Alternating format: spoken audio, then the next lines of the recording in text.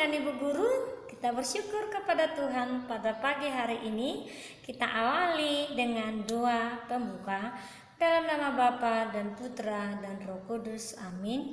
Allah Bapa yang Maha Baik, kami bersyukur kepadamu karena kemurahan hatimu kami masih dapat menikmati nafas kehidupan kami.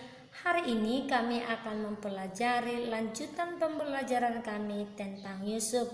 Semoga kami dapat meneladaninya dan menjadi contoh ke banyak orang. Dan berkatilah segala usaha dan karya kami kini dan sepanjang masa. Amin. Dalam nama Bapa, Putra, dan Roh Kudus. Amin. Hari ini pembelajaran kita tentang Yusuf dan Potifar, Yusuf dan Firaun. Masih ingat kan minggu yang lewat mengapa Yusuf bisa sampai ke Mesir? Masih ingat anak-anak Ibu Guru? Karena Yusuf dijual oleh saudara-saudaranya kepada Ismail orang Mesir. Nah, sesampai di Mesir, Yusuf itu juga diberikan kepada Potifar. Maka Yusuf menjadi penggembala domba dari si Potifar. Potifar itu siapa? Seorang pelayan kerajaan Firaun. Maka di sanalah Yusuf bekerja sehari-hari. Ternyata Yusuf bekerja sesuai yang dikehendaki oleh Potifar dan dikehendaki oleh Allah. Ternyata diam-diam istri dari Potifar jatuh cinta dia hingga melakukan yang tidak baik.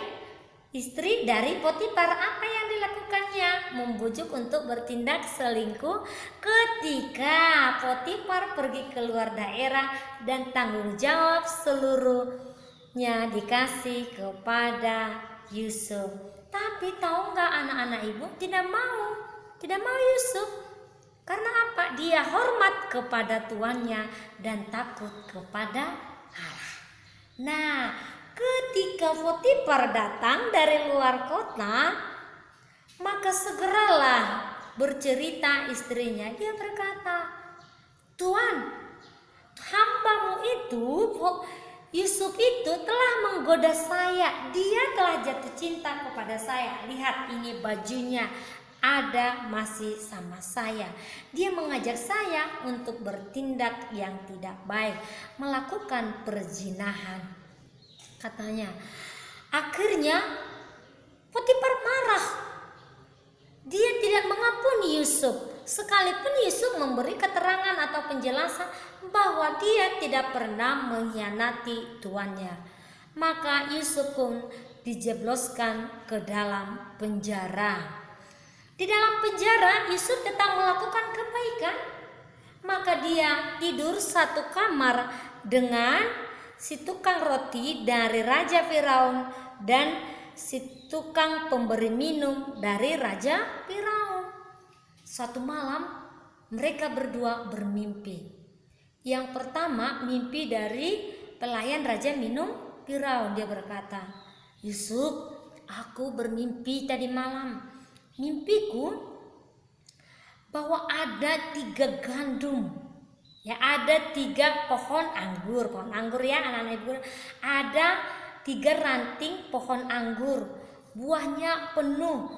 Dan saya ambil dan saya masukkan ke dalam piala dan saya beri kepada Raja Firaun untuk diminumnya."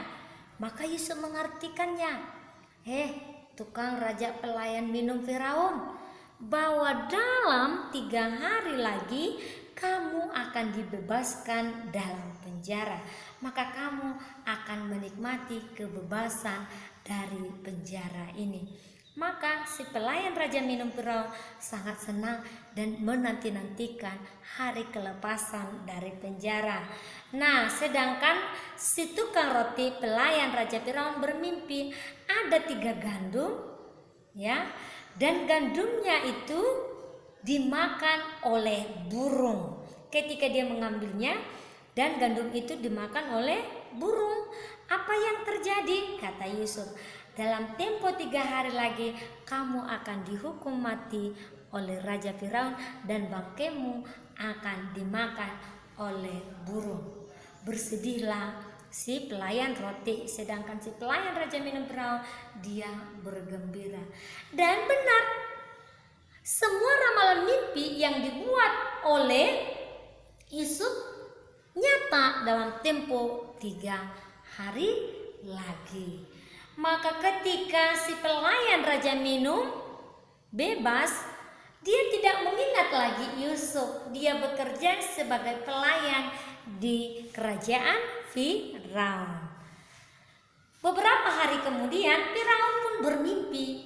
Dalam mimpinya ada 7 lembu jantan gemuk dan ada 7 lembu jantan kurus. Nah, selain dari itu juga, dia juga bermimpi tentang gandum yang gemuk dan gandum yang kurus. Firaun menganggap seperti ini, bahwa mimpiku ini suatu keanehan. Dia mulai dengan emosi yang meluap-meluap menceritakannya kepada orang banyak di istana. Tetapi tak satu pun yang tahu mengartikan arti mimpi dari Firaun. Apa yang dilakukan selanjutnya? Maka dia mengumumkan, siapa yang dapat mengartikan mimpiku, dia akan kuangkat menjadi seorang yang punya jabatan di istanaku ini dan menjadi seorang pemimpin di Mesir, katanya. Teringatlah si pelayan Raja minum. Nah, ada tuan namanya Yusuf. Dia sangat baik, jujur, ramah, takut kepada Tuhan. Dia sekarang berada di dalam penjara.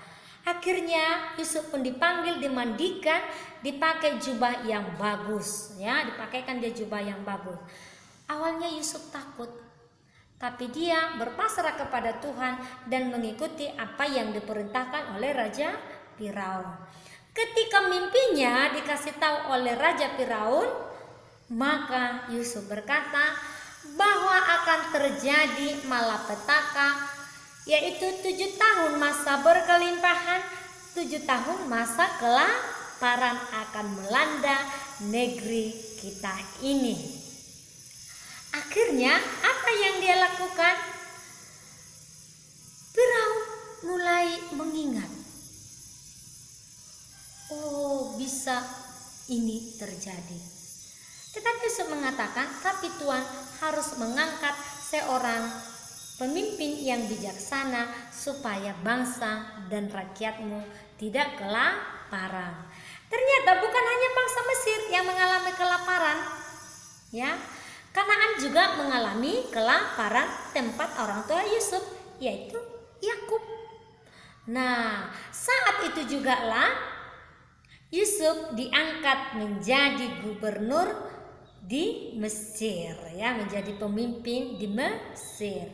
Nah, tahu anak-anak ibu yang terkasih, ketika kelaparan terjadi selama 7 tahun, Mesir tidak berkekurangan sebab Firaun telah mengangkat Yusuf menjadi pemimpin.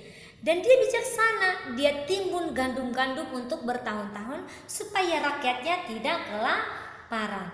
Hingga dari Kanaan pun datang untuk membelinya.